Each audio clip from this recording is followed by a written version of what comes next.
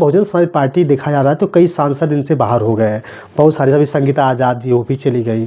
तो अभी अगर बसपा के कद्दावर नेता की बात करें गुड्डू जमाली साहब, वो भी चले गए, तो कितना वोट बहन जी को प्रभावित कर सकता है? देखिए, हम आपको बता दें, ये जो जाने का या पार्टी छोड़ने का जो क्रम है, ये नया नहीं है, ये बहुत पुराना है।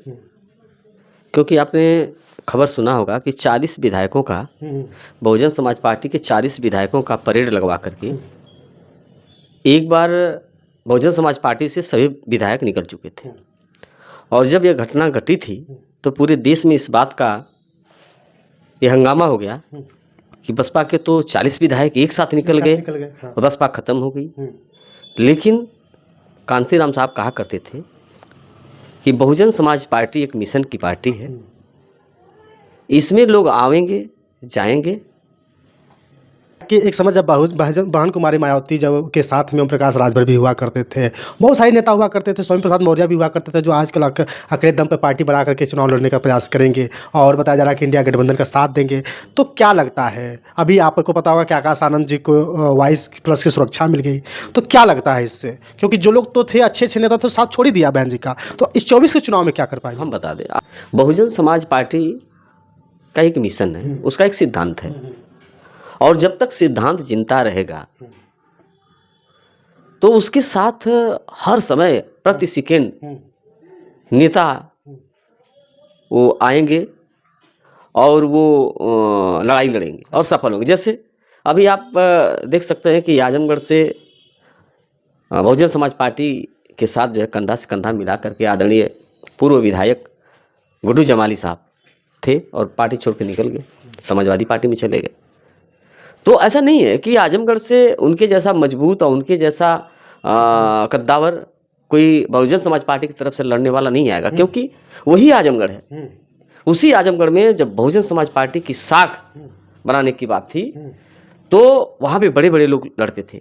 आदरणीय लोग तो कहते भी रामाकांत यादव, लोग तो कहते भी नेताजी कि अगर धर्मेंद्र यादव का अगर वोट हारने का प्रयास, अगर वो वोट नहीं कम मिला है, धर्मेंद्र यादव अगर हार गए तो जमाली साहब की वजह से ही हार गए। क्योंकि अगर जमाली साहब अगर साथ दिए होते उस समय, क्योंकि मुसलमानों का जितना भी वोट है समय जमाली साहब के साथ ही, ऐसा लोग बताते हैं। ठीक है, वो जमाली साहब के साथ मुसलमानों का वोट था, लेकिन उसके साथ साथ जो हमारे दलित भाई थे, चाहे जैसे SC/ST वाले थे, जो OBC थे, तो मोस्टली SC वाले जो थे, ये सभी लोग उनके साथ जुड़े थे। तो मुस्लिम का वोट मिला तो तादाद हुई। जब ये निकल गए तो जो SC वाले हैं उनके साथ तो जाएंगे नहीं, SC वाले तो अपने यहाँ रहेंगे ही। जो बड़े नेता होते हैं वो देखते हैं कि हमारा वोट कैसे रुकेगा और किसको हम प्रत्याशी बनाएं तो हमारा वोट जो है जुड़ सकता है। तो ऐसा नहीं है कि जमाली साहब चले गए तो वहाँ पे दूसरा कोई कैंडिडेट नहीं होगा और दूसरा उतना मजबूत कैंडिडेट अभी भी क्या लग रहा है आपको कि अफजाल अंसारी चले गए गाजीपुर से, वो भी मुसलमानों का एक मसीहा है बताया जाता है, और साथ ही जो है कि जमाली साहब भी चले गए। अभी भी आपको लग रहा है कि क्या मुसलमानों का वोट नहीं बिखरेगा?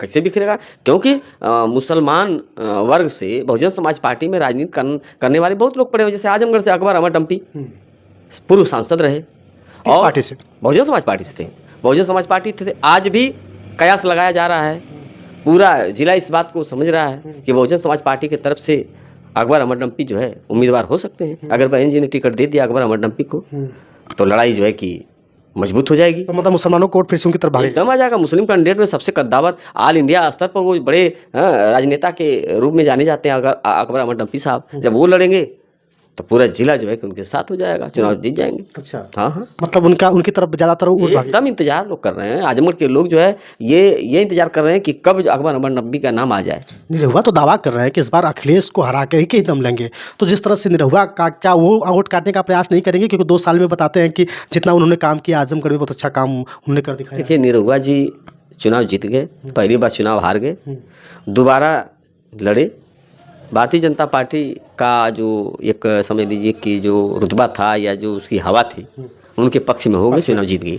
लेकिन जब एक बार आदमी चुनाव जीत जाता है, जब उसकी कार्यशैली को जनता जान जाती है कि उन्होंने आजमगढ़ के लिए किया क्या है, उनकी पहल क्या है। 10 तारीख को उद्घाटन हो जा रहा है वहाँ का हवाई अड्डे का। हाँ, हवाई अड्डे का जो उद्घाटन होने जा रहा है। हवाई अड्डा देखिए, ये काफ़ी पहले से जो मधुरी हवाई अड्डा है उसका जो शिलान्यास है वो काफ़ी पहले से, ऐसा नहीं कि ये इनके वजह से हो रहा है, निरहुआ की वजह से हो रहा है। मोदी जी आ रहे हैं उस दिन। ठीक है, आ रहे हैं तो मोदी जी प्रधानमंत्री हैं, वो हर जगह जाएंगे, उनका देश है, उनका जिला है, हर जगह जाएंगे। लेकिन जो मदुरई हवाई अड्डे की जो बात है, उसका जो है कि कार्यक्रम जो है कि उसका श्रेय जो है ये इनको नहीं जाएगा। किसको जाएगा फिर? ये देखिए, ये जो है कि ये इनके शासन में जो है उसका वो शुरुआत नहीं हुआ था, समाजवादी पार्टी की। समाजवादी के शासन में हुआ था।